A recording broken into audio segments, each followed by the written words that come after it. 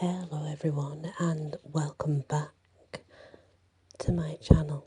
Wisteria here. I am sure most of you have heard the nursery rhyme Mary had a little lamb. Well, growing up the way I did, I have twisted versions of a lot of things. So, that being said, Mary and her lamb. When Mary was a little girl, she lived on a farm, and there was a baby lamb she called Fluff. This baby lamb became her very best friend. When Mary grew to a young woman and her family had all passed away, all she had left was Fluff. And it came about since she had a property and she had land that she decided it might be a good idea to try and find a suitor. For back then, you see, it was uncommon for a woman to be running a vast amount of land and a whole estate by herself. So, she came up with the plan that it would be wise to go about the local village on particular days. So, she set about to the local village to begin mingling and seeing what young men were available. Fluff was always by her side, which did put some men off. Not all, though. Mary didn't eat animals because of Fluff. She loved animals. She made it very regular for her and Fluff. Every month, they would go into the village to see if they could find a suitable young man. And when she came upon one who was willing to conversate despite her lamb, and she made it clear the lamb would come first. But if she found someone that would take all that, she would invite him to the old farm for a meal. You could call it a sort of a date. Not one made the grade in husband material. I mean, she purposely picked these types. Lonely, no money, wandering.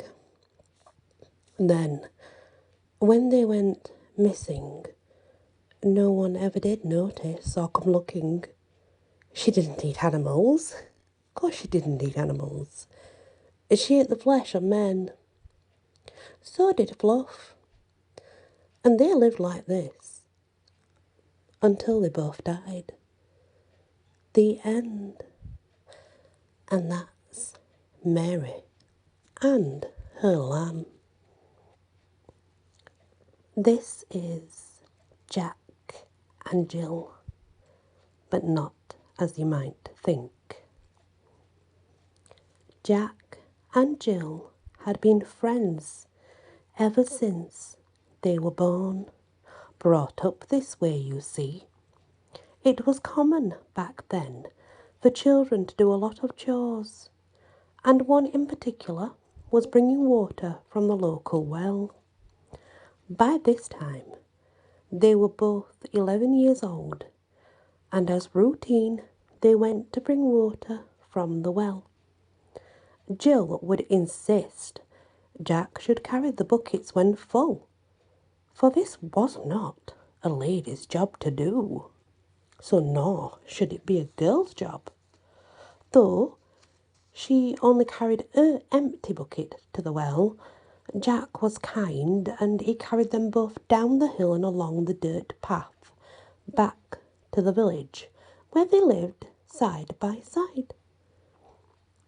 with their parents, of course. As planned, though, as they grew, they did indeed get married and lived in their own little house in the village.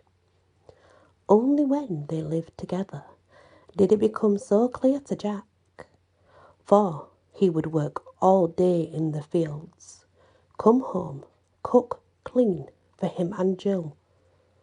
Well, Jill had gotten lazy through the years. Jack, do this. Jack, do that. Jack, I need this. While she just gossiped with locals, ate and slept. It became a habit of Jack's to make sure they always had fresh water from the well. One particular evening, Jack knew he had not got any water and would have to travel to bring some. He put his foot down this time and told Jill if she did not help, then they would do without. Realizing he was serious, she gave in and agreed to go with him. She had gained some weight, being quite lazy, and by the time they reached the well, the sun was setting. So Jack wasted no time. With all his might, he slammed into her, pushing Jill down the well. And he did heave with all his might. He then dropped the buckets, fled the village, and never did return. Some time later, the villagers noticed the water just didn't taste right. It didn't look quite right neither. Someone must go down that well and check it. There was no other option for it, for that's where they got all the water from. It was only then that they found Jill's body rotting in the well and realised that Jack and Jill did not leave the town to venture the world. But Jill had indeed been murdered, and she'd been left in that well, rotting away, while all the villagers drank, bathed, cooked in the well water. Safe to say, no one really knows if Jack was ever found, but that well, it was sealed shut and never used again. In fact, they didn't even bring her body up. They just sealed it right off, and it was never spoken of. The end. Those are just two short, twisted tales. Originals. I guess a bit macabre, but yeah. Thank you for listening. Please hit that like, share if you can, and consider subscribing. It really does help. Many blessings.